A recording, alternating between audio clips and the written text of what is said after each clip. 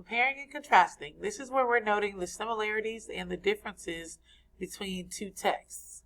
We can also compare and contrast within the same text if it's two different characters or two different situations going on. So when you compare, you are telling how things are similar or alike. And when you contrast, you are telling how they are different.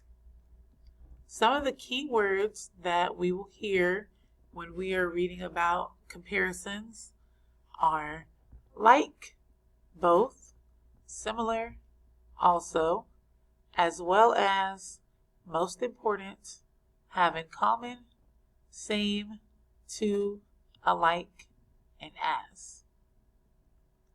Some of the keywords that we will hear whenever the author is contrasting are but, although, while, instead, whereas, on the other hand, even though, yet, unlike, unless, and differ. And when we are comparing and contrasting, we use these two overlapping circles, and this is called a Venn diagram. We are now going to take a look at two different texts about two different basketball players, LeBron James and Steph Curry, and we are going to compare and contrast, telling the similarities and the differences between these two texts. LeBron, a basketball legend. When basketball fans watched LeBron James play in high school, they knew that he had the talent to be one of the best players ever. That's why it was no surprise when LeBron decided to start playing in the NBA right after he graduated high school in 2003. Current rules say that players must play in college for at least 1 year before joining the NBA. That rule did not exist in 2003. The Cleveland Cavaliers got to pick first in the NBA draft. Everyone knew they were going to pick LeBron. Fans in Cleveland loved that their new superstar grew up only 39 miles away. During LeBron's first NBA season, he helped Cleveland win 18 more games than they won the year before. He scored 41 points in one game against New Jersey. He won the NBA Rookie of the Year award. He immediately established himself as one of the league's best players. LeBron continued playing outstanding basketball during the next several years, but his dream was to win NBA championships. LeBron made it to the NBA Finals in 2007, but Cleveland lost to the San Antonio Spurs. Cleveland did not get back to the NBA Finals during the next 3 years. That's one reason why LeBron decided to play for the Miami Heat after the 2010 season. People in Cleveland were devastated. The owner of the Cavaliers said some very mean things about LeBron, calling him selfish and heartless for choosing to leave his home state. LeBron's decision made some people mad, but it paid off for him because he helped the Heat get to the NBA Finals 4 straight years from 2011 to 2014. The Heat won the title in 2012 when they beat Oklahoma City, and in 2013 by defeating the Spurs.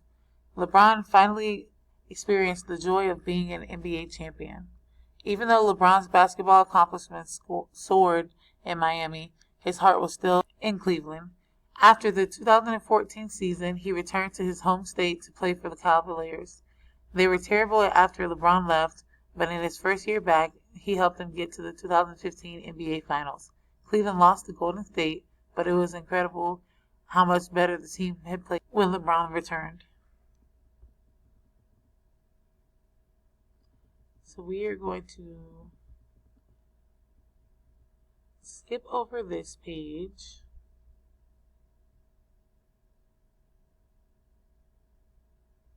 So we can get some information about our next player that we are going to compare and contrast LeBron to.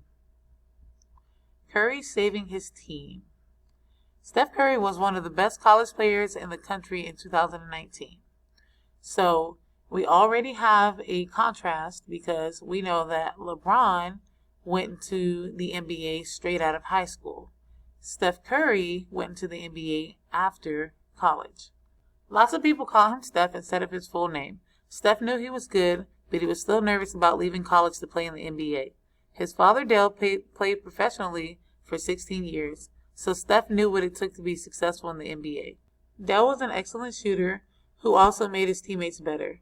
Steph now does the same thing, which has helped his team win many championships. So here, just in this passage alone, we are comparing and contrasting Steph Curry to his father Dell, and how they are similar players by being helpful to their teammates, and how they are different because his father played professionally for 16 years, and at this time, Steph was just now going into the NBA. Before Steph joined the NBA, some teams thought he was too skinny. They did not think he was strong enough to make it through the NBA's 82-game season. They thought Steph was not as athletic as the other players. That's the reason why 6 players were chosen before Steph during the 2019 NBA draft.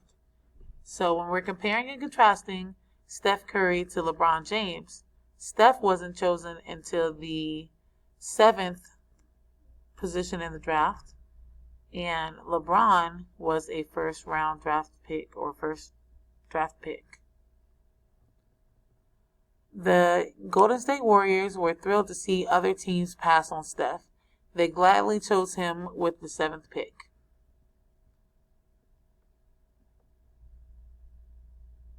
The Warriors were a terrible team when they chose Steph. They had only made the playoffs one time since 1995. During 12 of those 14 seasons, they lost many more games than they won. They knew a talented, hard-working player like Steph was just what they needed to help them win again.